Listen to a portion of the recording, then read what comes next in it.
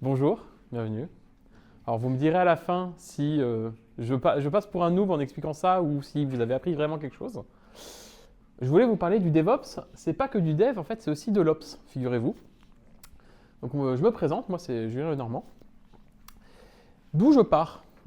Pourquoi est-ce que je vais vous parler de ça? Moi, je connais bien le côté dev du DevOps. Je sais confier le déploiement à des ops, voilà. J'ai déjà fait intégrer mon software dans un OS qui était flashé par d'autres personnes. C'était pas ma tambouille, mais faire un peu de bidouille dans Ubuntu, ça va. Produire une image Docker, son manifeste kube, faire des commandes kubectl, bon, ça passe. J'ai un peu d'expérience en Ops, donc j'ai déjà un PC Linux depuis 15 ans, et des problèmes de Wi-Fi, de souris, de tout ce que vous voulez. J'ai déjà fait du Docker avec des capsys et du network un petit peu avancé, donc voilà, je pige 2-3 trucs. J'ai fait un peu d'Ansible un jour où j'avais un poste théoriquement DevOps et du SSH, mais pas beaucoup, hein, faut pas trop me titiller là-dessus. Du coup, c'est un peu léger. Et le problème, c'est qu'on m'a demandé d'aller un peu loin. J'ai rejoint une entreprise qui a un ensemble de repos Python qui constitue une application microservice. Donc déjà, vous aurez peut-être vu qu'il y a un mot qui est pas Jojo dans cette phrase. Et c'était pas celui-là que j'ai pensé. Et la moitié, je l'ai déjà fait tourner sur ma machine, donc c'est bon, j'ai plutôt confiance, tout va bien se passer. La config, je l'ai en local, ça marche, je maîtrise. Le fonctionnement, ça va, je connais, pas de souci. Il n'y a plus qu'à déployer sur un serveur vierge, tout juste jouer dans le cloud. Bah, très bien. Et bon, tout doit fonctionner à la fin, ça on s'en doute. Hein. Jour 1, achat du serveur.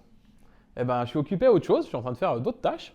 Et mon chef achète la location du serveur. Bon, je m'en occuperai demain, il n'y a pas d'urgence.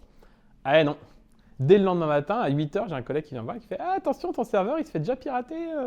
Bah oui, parce que le serveur se fait pilonner. Du moment que vous avez une IP exposée sur Internet, il va y avoir des tonnes et des tonnes de scanners qui vont aller dessus. Alors là, il était tout neuf, donc il n'avait pas encore de vulnérabilité, heureusement. Mais si vous ne sécurisez pas d'office vos serveurs, ils sont d'office potentiellement vulnérables. Bon, jour 2, on va vite fait sécuriser les choses. Je me connecte en route avec la clé SSH qu'on m'a fournie, donc bon, ça va. Je crée un utilisateur, je lui donne sudo. Je lui ajoute la clé publique SSH pour pouvoir me connecter sur cet utilisateur. Je teste la connexion, hein, au cas où je fasse des erreurs.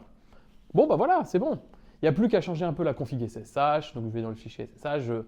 Alors, vous me direz si vous en pensez quelque chose, mais on garde le port 22, mais on interdit de se connecter en tant que root, on va utiliser un autre utilisateur. On interdit les connexions par mot de passe, on va faire uniquement du certificat, comme ça, ça bloque déjà beaucoup de choses. On met un firewall, donc NFTable, alors moi je ne connaissais pas, on m'a dit que c'était bien. Voilà, donc on va dans le fichier, on vérifie qu'il est valide et on l'applique. Et bon, ça ressemble à ça, je vous en ai mis un extrait. Alors nous, on va faire du Cloudflare, j'en reparlerai après. Mais du coup, on dit que on accepte les connexions en localhost, on accepte que des choses qui se fassent contacter puissent répondre, on ouvre le port 22 pour ce SSH et tout. Et quand on applique la conf, on vérifie bien qu'on ne s'est pas bloqué en dehors de la machine, sinon c'est con. C'est un peu con. Voilà. Et après, plein d'autres choses. Alors là, je ne vous ai pas mis tous les extraits parce que il faut mettre des trucs pour que ça fasse les mises à jour tout seul. Il faut mettre une policy de password. Il faut mettre des UMask pour limiter les droits des fichiers, pour pas qu'accidentellement on crée des fichiers qui ont trop de permissions qui puissent se faire lire par d'autres utilisateurs. Il faut mettre des trucs pour faire des diagnostics de sécu pour qu'ils trouvent les failles qu'il y avait d'office déjà dans l'OS, les trucs pas à jour et les trucs qu'on rajoute et qui ne sont pas à jour. Audit D pour surveiller les changements de fichiers majeurs, les fichiers de mots de passe, les machins, les bidules, je ne sais pas trop quoi. Aller changer des paramètres dans le kernel, changer la locale et la time zone pour que par défaut les applications qui soient mal configurées donnent la bonne heure.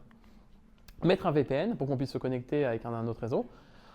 Et énormément de configuration. Ça, c'est ce que j'ai fait vraiment le premier jour où j'étais sur la machine. Ensuite, il n'y a plus qu'à débuter le déploiement de l'application. Ça doit bien se passer. J'ai pu lancer les applicatifs en local. Bon, je crée encore un nouvel utilisateur. Donc là, ce n'est pas l'utilisateur de maintenant, ça va être l'utilisateur qui run les applications. Donc lui, il n'aura pas de shell comme ça. Si jamais on escape, il n'y a pas de connexion, blablabla. Les repos, ça tombe mal, ils ne sont pas packagés. C'est-à-dire que j'ai juste des repos Git et du code source. Bon, voilà, je vais faire des Git clones pour avoir des versions propres et je les SCP sur le serveur. Ça ne suffit pas. Bon, déjà, c'est pas pratique.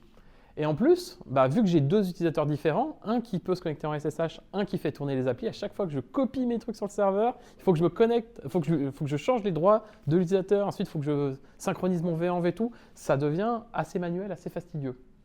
Et c'est très fastidieux parce que c'est manuel, justement, parce qu'il y a beaucoup d'étapes, qu'il faut lancer tout le temps des commandes, qu'il y a plein de repos différents, et que, bon, ça ne s'est pas passé bien du premier coup, donc des déploiements, j'ai dû en faire une cinquantaine. Donc 50 fois les mêmes commandes, 50 fois les mêmes raisons de se tromper. L'un des repos, en plus, il a des dépendances complexes. Alors vraiment, plein de trucs installés, machin. Ça tombe bien, il a été packagé dans une image Docker. Oh royal. Eh ben non, parce que l'image Docker, elle fait 4 gigas.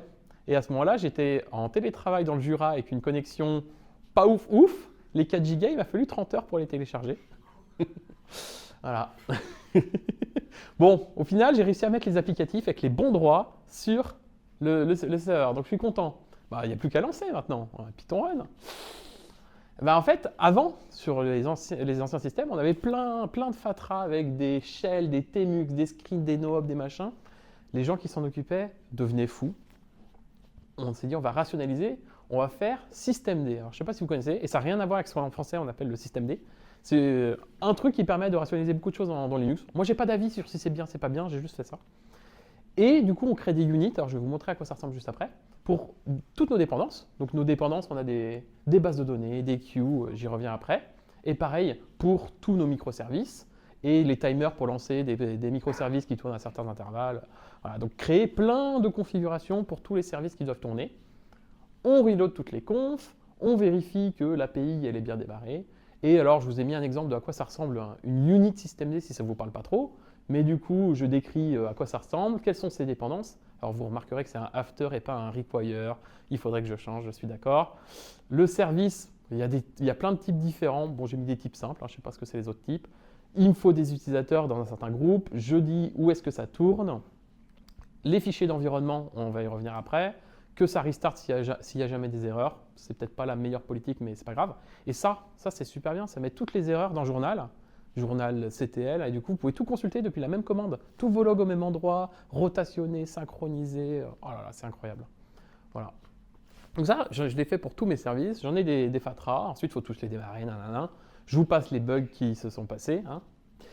Il fallait configurer les dépendances. On avait 3 bases de données différentes. Mauvaise idée.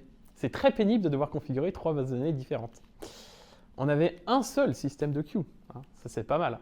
Mais du coup, quand même, pour chaque BDD et le système de queue, faut lire les docs, comment est-ce qu'on fait pour les déployer, les maintenir, les configurer. Et chacun est différent, bien sûr. On a aussi un reverse proxy pour exposer notre serveur web. Donc, on a pris Nginx, il paraît que c'est pas mal. J'ai déjà entendu parler. Donc, pareil, encore de la conf, on adore la conf. Et en fait, lui, il a un fichier de conf principal qui va charger des fichiers de conf secondaires. Comme ça, on peut faire plein de fichiers de conf différents pour différentes applications. Donc, je vous en ai mis un extrait. Alors, ça, c'est que le premier extrait. Il y en a d'autres après. Je veux configurer les logs pour avoir mes correlation ID. Et je vais définir des IP de serveurs upstream qui sont en fait les serveurs que le reverse proxy va taper. Alors, si vous ne savez pas ce que c'est un reverse proxy, bouchez-vous les oreilles. On définit le serveur lui-même du reverse proxy. Et après, c'est parti, on peut faire la conf. On peut dire qu'on écoute sur le port public et on configure les certificats. Alors, sachant que nous, on est avec du Cloudflare, donc c'est les certificats Cloudflare qu'on va accepter seulement. On accepte les headers qui viennent de Cloudflare pour justifier de la vraie IP des utilisateurs. On rajoute plein de headers parce que sinon, la sécurité de notre appli web, elle est cassée. Il nous faut aussi d'autres headers parce que c'est un reverse proxy, donc il faut qu'il ait des headers particuliers. Et on en a d'autres sur le correlation ID et les request ID. Et à la fin, on peut dire que ça envoie sur le serveur qu'on a défini avant. Et j'ai pas encore fait un pool de serveurs et tout ça, donc pour l'instant, on a juste un seul serveur.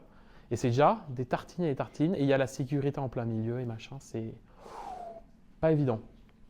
Il y avait aussi plein de paramètres à mettre pour notre application parce qu'elle a besoin de plein de paramétrages. Donc plein de fichiers de config supplémentaires à gérer. Donc il y en a qui sont avec les droits root parce qu'ils sont lus par systemd, on les a vus dans la unit avant.